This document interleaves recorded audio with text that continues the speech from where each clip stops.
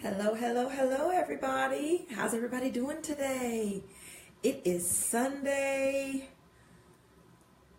December 10th, 2017, and we are here. It is just a little bit after 3 o'clock p.m. Eastern Standard Time, so you know what time it is. It's time to talk with the doc, and that's what we're going to do today. We're going to talk, right?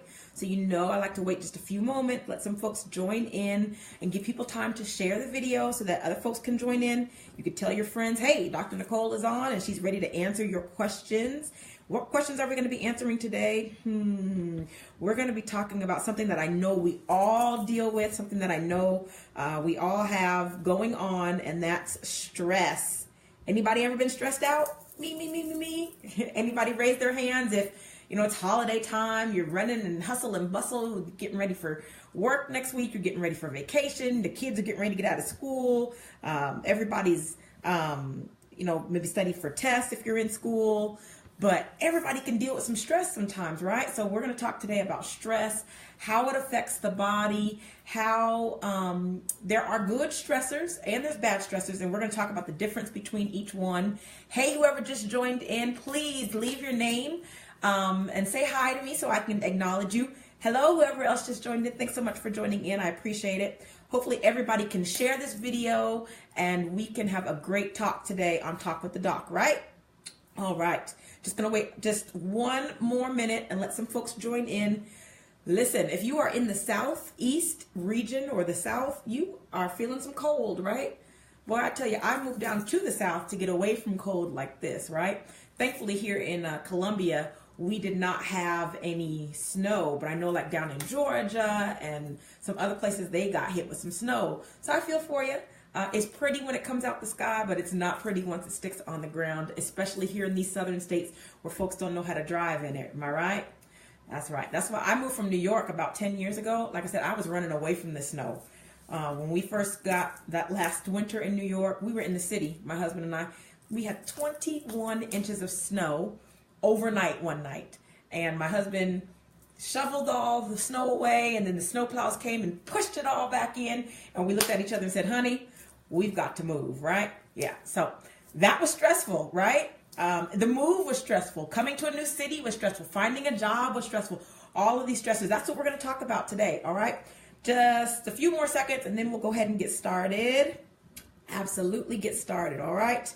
But if you are in the cold, I hope you are staying warm, that you are staying hydrated, and that you are having a good time in the warmth and, in the cold. Go out and play in it, but then make sure you come in and you get some, you warm up, okay?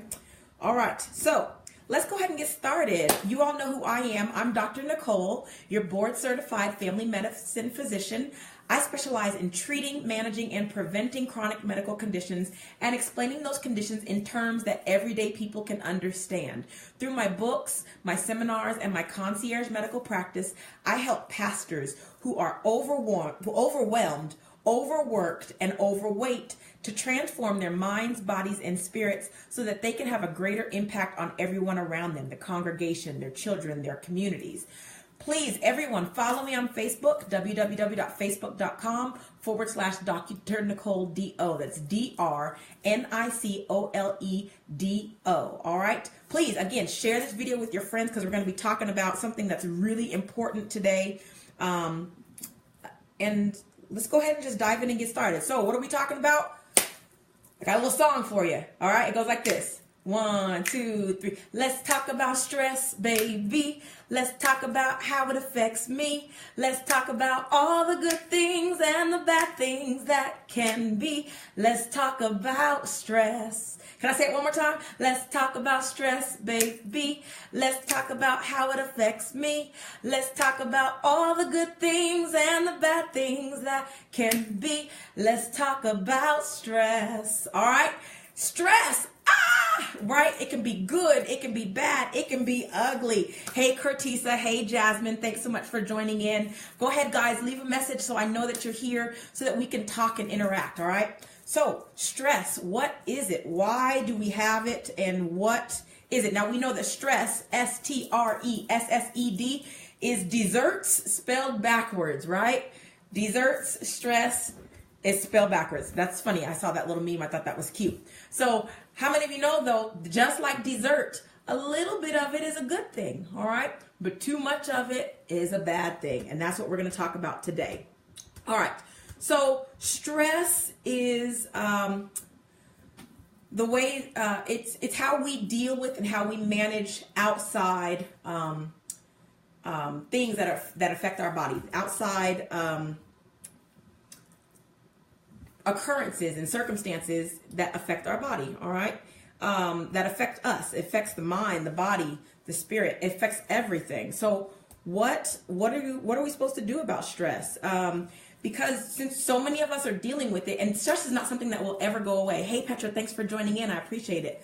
Stress is not something that will ever go away, unfortunately. We just have to know how to deal with it, how to manage it, how to do good. I want to show you a picture. I want to show you a list of my things I have to do today. All right. You're going to be like, whoa, let me show you this list. Here we go.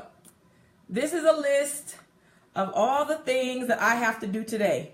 Right. I showed it on my phone on purpose because it's backwards because I don't want you to really see. But that is truly my list of to do today. All right. I make a list every morning. Usually it's what wakes me up.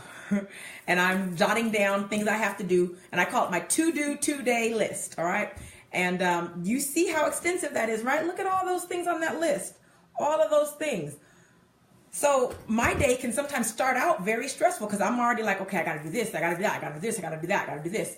So I'm like, oh my gosh, that can cause some stress, right? That can really cause some stress on you. So let's see, what do we do?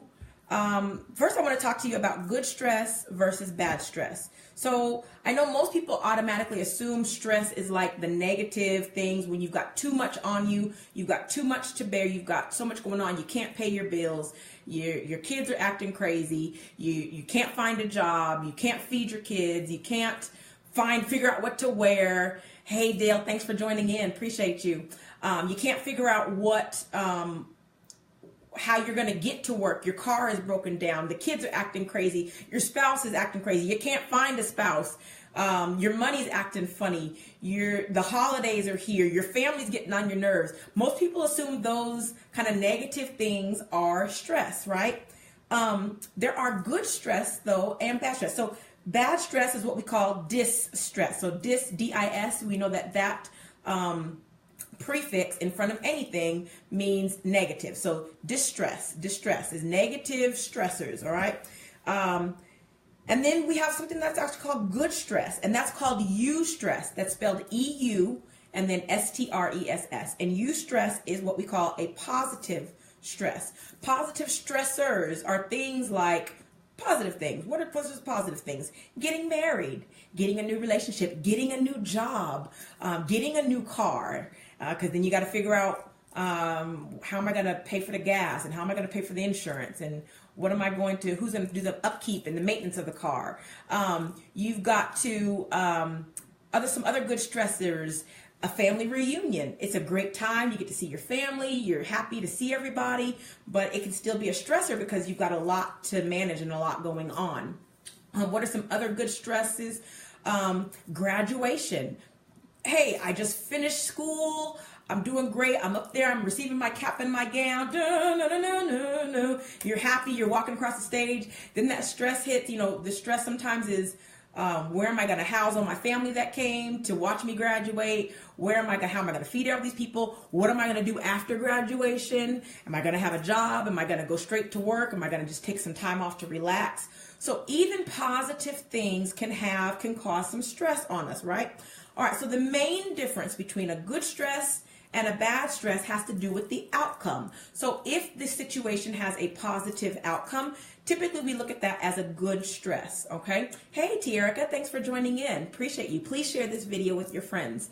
A negative stressor is something that typically has a negative outcome in the end. So like I said, if you lose your job, or if your car is not working, or if your kids are getting into trouble. So those are some negative stressors, and those are the things that we have to deal with that are like, how am I going to get through this, right? All right, so also though, those are good stressors and bad stressors. The stressors are things that can cause stress. Stress in general has to do with how you deal with it, okay? So how you deal with stress is what makes it a good stress or a bad stress. And I just looked up really quick the definition. The actual Webster's definition of stress is pressure or tension exerted on a material object, okay? So we know, like in physics, if you put stress on something, that's the pressure exerted on a material object. It can also be a state of mental or emotional strain or tension resulting from adverse or very demanding circumstances. Now, even Webster is talking more about the negative stress than it is the positive stress, right? Because they say resulting from adverse or demanding circumstances. So sometimes the demanding circumstance can be a positive thing. Like I said, the wedding. Anybody that's been married knows, I remember on my wedding evening, I was like, Lordy, I just want this day to be over. It was such a long day, from early in the morning to getting up and getting your pictures done and getting your hair done and getting your dress on and dealing with family asking questions and where does this go and where does that go, and if you didn't have a coordinator, who's supposed to be doing this and who's supposed to be doing that, and who takes this picture, and my plate I didn't get the meat, I wanted salmon, I got steak instead. All that stress, I was just like, oh my God, I want this day to be over. But it was a great day, right? I got married to the love of my life, but I was glad when that day was over. All right, so that is what stress is. So like I was saying, the difference between good stress and bad stress really has to do with the amount of stress and what we do with it. So if you have what's called acute stress, so that's typically, acute means short, a short time frame, a short time span. Some stress on you is actually a good thing if it's acute. If it's a short time frame, if it's just on you for a little bit. Why? Because stress can motivate you. All right. So I put up a post earlier today about let your imitators or your stressors be your motivators, because sometimes stress can motivate you to sometimes get out of a situation. So if you are broke and you don't have any money, and you're stressed about how am I going to find money, how am I going to feed the kids, how am I going to pay the bills, how am I going to get this car running, then you are motivated to then go out and get a job. Sometimes we have to get 2 and 3 and 4 jobs. Hey, Michelle, thanks for joining in. Hey, Superior, thanks for joining in. We've got to get multiple jobs because we've got to quickly be motivated to move from whatever is causing us stress. All right. So, I just wanted to show you a little sign here. Now, I think, is this backwards? Somebody respond in the comments. Tell me, can you actually read this or is it backwards? You can read it? Okay. So what does it say? Good stress and bad stress. And here's how to find your sweet spot. Okay. So over here, when you have less stress, sometimes you're bored. You are not motivated to do anything. It is backwards. That's what I thought it was backwards. That's what somebody told me they could read it. And I was like, I think it's backwards. It looks backwards on my screen. Okay, so let me just show you. Over here it says, I'm so bored. Okay, this is when you don't have any stress at all and you're not motivated to do anything. And then your stress level starts to go up, usually because you need something. This is performance on this side. So your performance is going to increase. Over here, when you have less stress, you're not doing anything. You're not performing. As you start to get a little bit more stressed, you're going to do a little bit more. Because like I said, your bills aren't being paid, so you get stressed enough that you got to go out and find a job. All right. So it says here, it's starting to get my attention. All right. So I'm realizing I need to go get this job, or I need to hurry up and call my accountant because I know tax season is coming up, or I need to go ahead and enroll my kids in school because I know school time is coming up, or I need to make that doctor's appointment because I can feel like a little tickle in my throat, so something is starting to motivate you. Usually a stressor is starting to motivate you to kind of get off your duff and go and do something, right? All right. So that's when stress is a good thing. Stress is motivating you. It's pushing you. It's saying, I've got to do something. I've got to survive typically. And so it's in survival mode. Hey, Uncle Marcus or Auntie Angie, thanks for watching. So the stress, good stress acts as, it gives a short-term temporary response when it's good. Like I said, you need a little bit of stress to kind of push you so that you can get off your duff and move to over here where it says, I'm rocking it. All right. This is the good level of stress. This is where we want to be. Just enough stress to push us and motivate us to do something, to make a change. When we see our bodies are starting to gain some pounds and we're starting to get a little bit extra around the belly, and we get motivated, like, okay, you know what? Here we go. I'm going to eat right. I'm going to exercise. I'm going to drink more water. I'm going to leave those sodas alone. And I have enough stress when I didn't fit into that dress, or I couldn't buckle my pants, then that's enough stress to push us to make a change, right? And that's a positive thing because you're being pushed to make a change.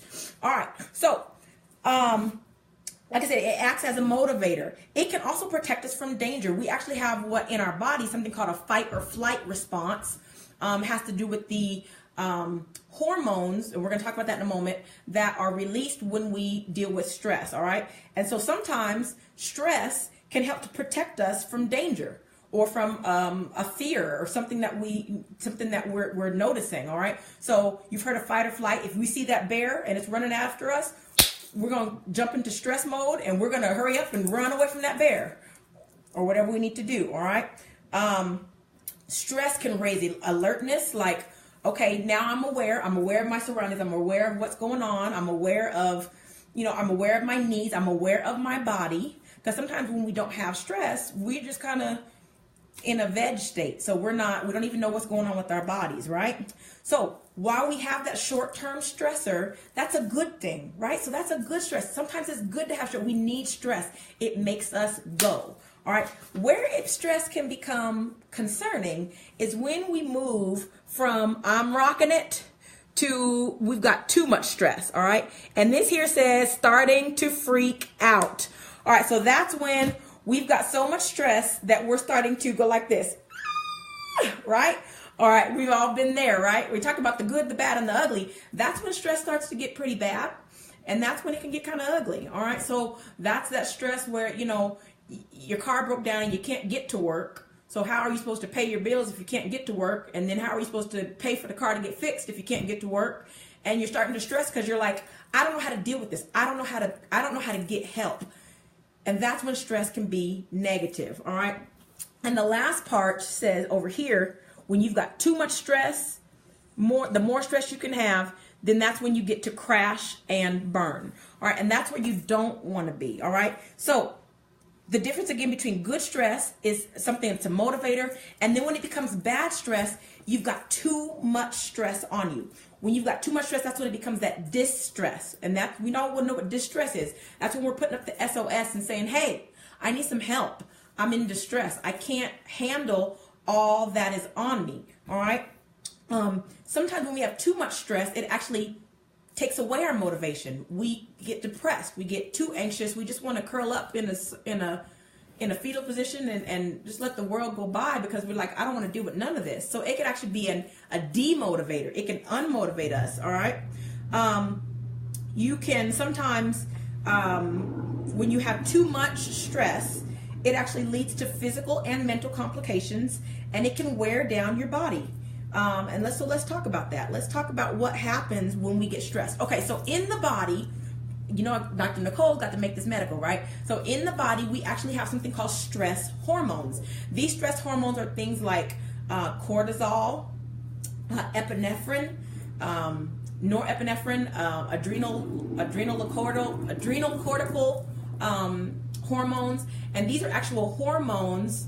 Thanks, Miss Alma. Thanks for joining in. Those are hormones that are actually in the body that are released when we feel a stressor. So we're supposed to have a little bit of those hormones, like I said, fight or flight. So when that bear is coming at us and we need to run, it's a good thing for those hormones to kick in. That's when the adrenaline kicks in. Adrenaline is also a stress hormone. Adrenaline kicks in, your epinephrine. All of these things kick in. Hey, Miss Shannon, thanks for joining in. Absolutely. That's what I'm here to do. Share these golden nuggets so you can improve your life. So that's when those stress hormones kick in so that you can get away from that bear, right? You're running from the bear, or you're running from the stress, or you're quickly motivated to make a change in your life, all right? So we need those hormones. The problem then becomes, though, when you've got too much hormone in your body, is that the hormones actually can get into your bloodstream and they can actually clog your blood. Okay, so if you've got too much chronic stress, the stress has been on you too long and you're not letting it go, that's when you can start to see the effects on your body. We can start to see things like headaches. Okay, we can start to see things like muscle aches. Hey, Miss Cynthia, thanks for watching. I can look at some patients sometimes right here in this area and tell if they're stressed. Okay, patients that are stressed, oftentimes these muscles here, which are called your trapezius muscles here, they start at the back of your head and come down, and they come down through your back as well. Your trapezius muscles get tight and full of spasms, and oftentimes it looks like their shoulders are raised up because the muscles are so tight, and you can see the spasms in their neck. Why? From stress. They're carrying too much stress. You've heard of that term, the weight of the world on your shoulders. That's actually literally physical. All right, so when you're carrying too much weight on your shoulders, you've got too much on here, you start to get pain in the shoulders, pain in the neck, pain in the upper back. It can radiate to your lower back. You can get headaches because all these muscles back here are pulling, okay? And so your head starts to hurt. So all of these things, absolutely. So Curtisa, let me tell you what you need to do, all right? So we're going to get to that in a moment. So what are some other things that the stress can do to our bodies? It can cause frequent infections. Why? Because all of that stress hormone is in the bloodstream and it is blocking the good stuff like your white blood cells and the things that fight infections. It can block all that from getting to where the infection is and blocking it so you don't have your white blood cells. So your lymph channels are also getting blocked and things are not flowing as well. And so you get more sickness and illness. You're more susceptible to viruses and to bacteria and coughs and colds and nastiness, all right? And then you can get fatigue, you feel tired, you feel run down. Think about it, your blood is supposed to be nice and flowing and moving, and but when it gets weighed down with all of this stress hormone, it's almost like sludge. It's like sludge in your blood. And so you're dragging along, you feel tired, you feel fatigued.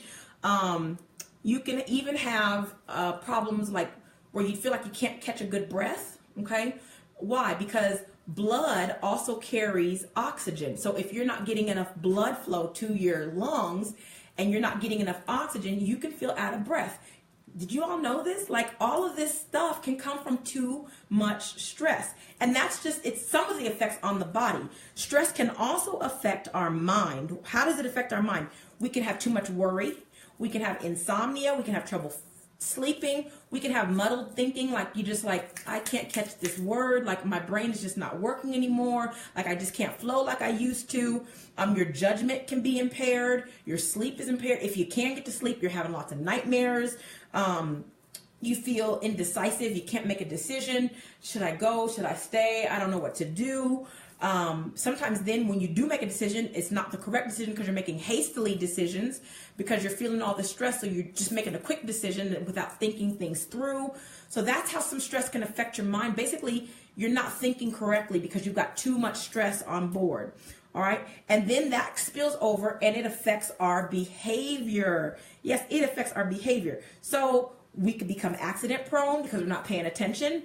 We can have a loss of appetite. Partially also because that blood is not flowing to the stomach the way it's supposed to, and so we don't want to eat. You can have a loss of sex drive. We see a lot of times in men, you can have erectile dysfunction when you've got too much stress. In ladies, you can also have a decreased libido. You can have an inability to produce, you have vaginal dryness.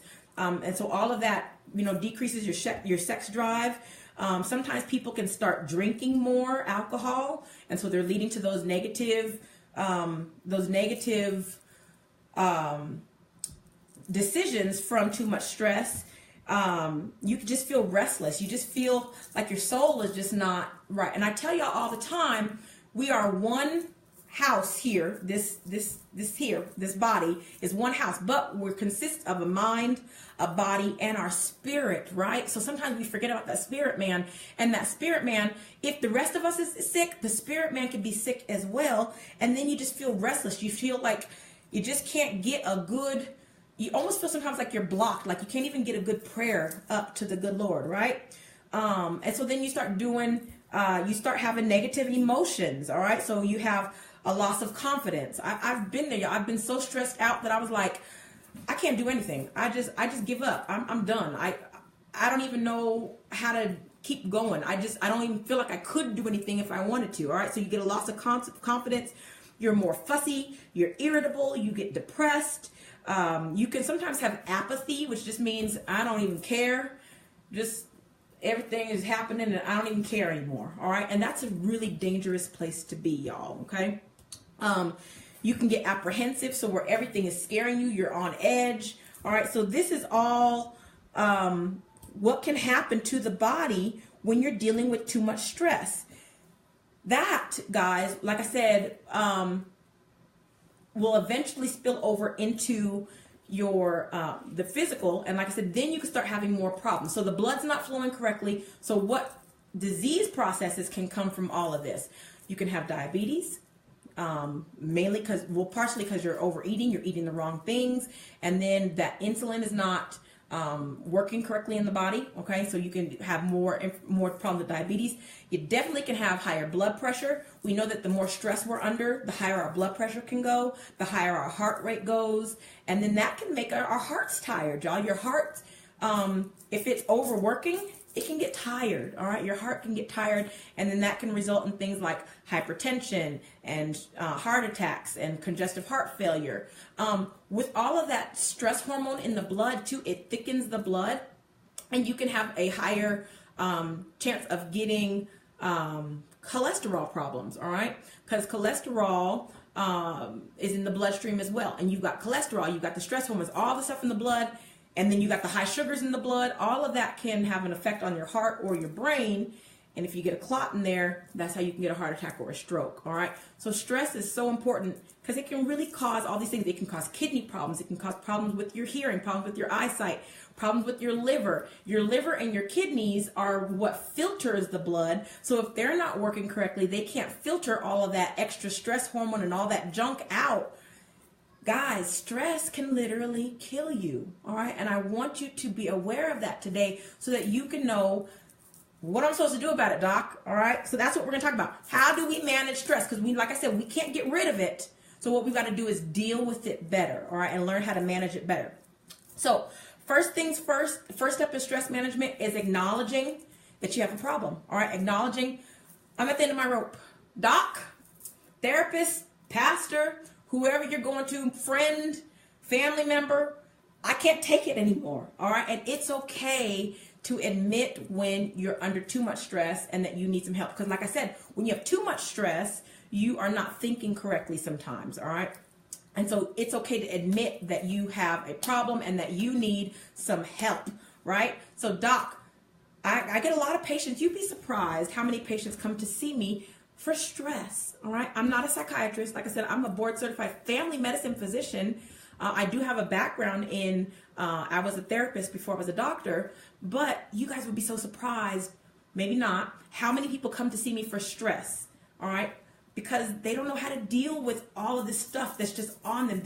The weight of the world is literally on their shoulders. And this is everybody, from people, from moms, from high level professionals, doctors and lawyers, pastors, IT people, lots of people are dealing with stress and don't know how to deal with it or what to do with the stress that they're feeling. So first things first, admit that you have a problem, admit that you're not coping well, admit that the kids are getting on your nerves and you're just ready to scream Jesus if they cry one more time. You've got to admit, I got a problem. I can't deal with all this stress. All right. So once you admit that and you go to get some help, the first things first, your doctor is going to tell you that you need to start journaling. All right. You need to be writing some things down. You need to know what's stressing you out. You need to list out the good stressors and the bad stressors, what's stressing you out, and then how we're going to deal with it. So how we deal with it is by taking one thing at a time. They say, how do you eat a whale? One bite at a time. How do you deal with big stress? One piece at a time. So you take one piece, one doable piece. Figure out how you're going to do that. Write out the steps for how you're going to just do that one little spot. It doesn't matter if it's something tiny and minuscule. In fact, the smaller sometimes the better, because once you do accomplish that, you feel so much better that you can move on to some other things. All right. So you're going to take one little piece and figure out how you're going to tackle that. And then you're going to move on. All right. Ask for help. All right. That's a big thing. Therapy. Sometimes if it's a lot of mental things, we've got to figure out how to get some mental clarity. And so therapy is a good thing. You can get, like I said, a therapist, a doctor, a pastor, a friend, a parent. Sometimes parents come and speak to their children, but you've got to be able to talk this out, and you need a good sounding board. Sometimes, folks, let me tell you also, if somebody comes to you with stress, they're not always coming to you for an answer. Sometimes they're just coming for a listening ear, just to be a soundboard, just so that they can kind of get it off of them. And then if they need you some help, you can say, how can I best assist you? Or how can I support you through this? What do you need me to do to support? And then if they need you to do something, they'll tell you. All right. And that's the best way that you can give a good answer to somebody who comes to you dealing with stress. All right. So therapy. Of course, I'm going to tell you my favorite one, exercise, right? Exercise. I love to exercise when I'm feeling stressed. So sometimes I'll go for a nice run or a nice walk. Sometimes I will go to the gym and put on some boxing gloves and get some kickboxing, because man, that takes out so much stress and it feels so good. Sometimes I'll kind of mentally put whatever I'm dealing with on that bag, and I will just punch that bag. Why? Because it almost feels like I'm punching whatever the situation is. All right. And that is a good way to get that stress out. We also know. Okay, I'll be right there, son. We also know that the stress, the exercise, it releases the good things in our brain and in our bloodstream, the good endorphins that make us feel good. And when we feel good, we can do good, right? When we feel better, we do better. Sometimes finding a meditation. So we've got to quiet our minds. Sometimes we've got to quiet things down in order to get clarity. And we've got to do some meditation. Meditation can be, it doesn't have to be, it doesn't have to do that. But just to find a quiet time. Sometimes that's on a drive. Sometimes you got a quiet room. This room that you guys see me in today, this is I call it my happy place. All right. This is where I come to de-stress and debrief and to meditate and to just shut my mind down sometimes so that I can start refreshed and renewed. Okay. And that's what you've got to do when you've got stress. You've got to stop it. Say, hey, I got to stop right here and I'm going to start fresh. Okay. Sometimes things like yoga can really help. Music can quiet things down and help. And then finding a hobby. Sometimes people knit. Some people will sing. Some people will exercise can be your hobby. Some people can do coloring. I brought one of my fun little coloring books that I like to color in when I'm feeling stressed. This is a nice one too. It's adults coloring is the new big thing out, right? So this is my coloring book that I have, and it gives also some inspirations in the coloring book. There's always a plan B is the name of this book here. And I love this book. It just gives nice little coloring pages, but also some motivational things. We are seeing even they're giving coloring books to ladies when they're in labor, because it just helps to de-stress and to kind of calm things down, right? Okay, so coloring or finding a hobby. These are things that we can do for stress management. One of the biggest things, though, guys, is time management. You've got to learn how to manage your time. And listen, I'm probably the worst person. Hey, Danae, thanks for joining in. I'm probably the worst person about time management. I need help with that, right? So sometimes you have to go and ask for help when you know you need it, all right? And I know I have asked some folks, even just recently, help me manage my time better, because when you're not managing your time, that's when a lot of these stressors can overtake you and overwhelm you if you're not managing your time well, all right? So let's run through these treatments one more time. Therapy, you got to talk it out. You got to get it out. You've got to journal. You've got to write it out sometimes. Doing things, I didn't talk about this one, self-care. I am a big proponent of self-care. Sometimes you've got to just go and get your hair done. Sometimes, and you don't have to pay money. Sometimes just get a friend to wash your hair for you. Washing your hair can feel so good sometimes. All right, go and get your nails done. Go and get a massage. Go and get your feet rubbed. Go and get a pedicure. Go and, go and do something for yourself. Do self-care. Sometimes go into the spa. Sometimes, ladies, wives, you've got to tell your husband, listen, I got to go take a day or an hour or two and go do something that's going to help the whole house. All right. And it's going to help the whole house, because when I feel better, you're going to benefit, right? Because when mama feels good, the whole house feels good. Happy wife, happy life, right? Absolutely. So sometimes you've got to take that time, and people are like, oh my God, but I don't have time. I got to do this. I got to do that. I got to do this. I got to do that. But you got to take the time for you, refresh yourself, renew yourself, because that's how you'll be able to give out to somebody else. All right. So the spa or self-care, exercise, got to get those natural good endorphins going. Get a hobby, meditate, do some yoga, listen to some music, and then last but not least, time management. You've got to manage your time. All right. We know, like I said, folks, when you feel good, you do good. And so you've got to be able to manage your time so that you can feel better. I just wanted to read this really quick. There is a study back in 2011. It was called Stress in America. It was a survey of about 1,200 U.S. adults, and people who say that they do a good job and foster good stress do these things. They focus on the positive. They acknowledge and know when they're feeling stressed. They know what people, things, or situations stress them out, and they recognize how to manage their stress, and then they recover fully, or they recharge after they've been stressed out. So let me read those again. They focus on the positive. They know and acknowledge when they are feeling stressed out. They know what things are making them stressed out. Remember, I said that's some of the things you need to write out. Write out who or what situations are making you stressed out.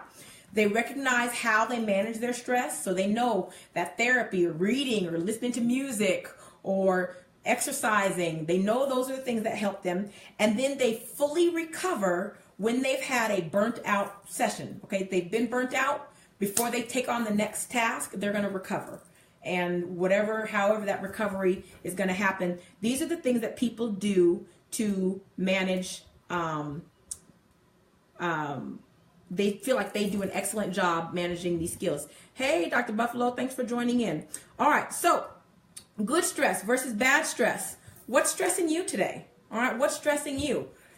Have you acknowledged it? Have you figured out what it is? Have you written out what's stressing me? Do you know now how it's going to affect your body? Do you know how carrying on all this stress, dealing with all this stress builds up in our bloodstream? It releases too much stress hormone. Do you understand now the difference between good stress, which is a motivator, it makes us change, makes us want to do something, makes us want to do better, versus bad stress where we're dealing with too much and we have too much on us and it's too long, it's been too chronic, and that's the bad stress, okay? And then do you know how you're going to treat your stress? All right. I hope this has helped you out today. I hope this has in some way helped you to understand your stress and how, listen, I know it's holiday season. I know you're running out. You're trying to figure out how am I going to afford to pay for Christmas gifts and afford to pay the bills, and how am I going to deal with the family coming in, and how am I going to do that big Christmas Day dinner, and then how am I going to exercise and work all that extra pounds that I put on over Christmas. How am I going to work all that out? So I know this is a stressful time, and that's why I wanted to tackle this situation and this discussion today. All right. So I know that was a lot, but it's on video. So you can watch it here. You can go to my YouTube page, / Dr. Nicole D.O. It's here on my Facebook page, Dr. Nicole D.O. All my social media is Dr. Nicole D.O. So you can go to it and grab this video again and watch it again. Come back with your pen and paper and write down those things, okay? So you all know who I am. Thank you so much for joining me again. I'm Dr. Nicole, your board-certified family medicine physician. I specialize in treating, managing, and preventing chronic medical conditions and explaining those conditions to people in terms that they can understand. Through my books, my seminars, and my concierge medical practice, I help pastors, ministers, and high-functioning professionals who are overwhelmed, overworked, and overweight to transform their minds, their bodies, and their spirits so that they can have a greater impact on those around them, their children, their congregations, their communities, everyone, all right? Thank you again for following me on Talk with the Doc. Join me again next week, Talk with the Doc, 3 p.m. Eastern Standard Time, every Sunday. Next week, we're going to talk about how to set good New Year's resolutions and healthy ones, all right? So, please follow me on Facebook, www.facebook.com / Dr. Nicole D.O. That's DRNICOLE. Listen, when you go to that page, at the very top of the page, there's a little icon that says Book Now. If you click that button, Book Now, you can schedule a complimentary, that means free, complimentary session with me where we can discuss all the services I provide and how I can help you deal with stress and get your mind right and get your body right so that we can go into this new year healthy and strong, right? New year, new you. That's my hashtag for 2018. New year, new you. Go ahead and hashtag that today. So go to my Facebook page, click the Book Now and schedule a complimentary session with me today. Or you can go to pastorscare.com. That's PASTORSCARE, pastorscare.com, and it'll take you to that same link. All right. Thank you so much again for joining me on Talk with the Doc, and I will see you next week for Talk with the Doc, 3 p.m. Eastern Standard Time, every Sunday. Thank you so much. I look forward to helping you transform your life so that you can live life, not just to live it, but to live it more abundantly. Have a great day. Bye-bye.